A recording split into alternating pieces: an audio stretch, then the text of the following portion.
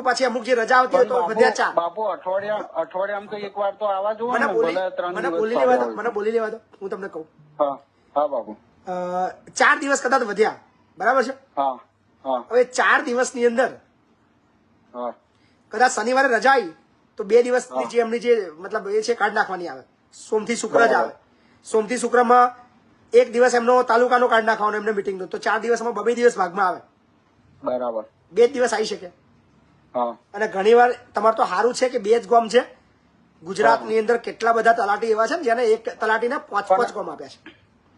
હા બાપુ, પણ વીસી પણ અનિયમિત છે. વીસી પણ એના ટાઈમ કોક જ દિવસ આવે અઠવાડિયામાં એક. વીસી તો આવો છો ને બાપુ. હા, બહુ અઘરી વસ્તુ વીસી. પણ અઘરું એક વસ્તુ તમને હું કહું, એ વીસી નો પગાર કેટલો ખબર તમને? કેટલો પગાર છે એ તો નહીં ખબર બાપુ મને. પણ બાપુ વીસી જે વીસી નું નામ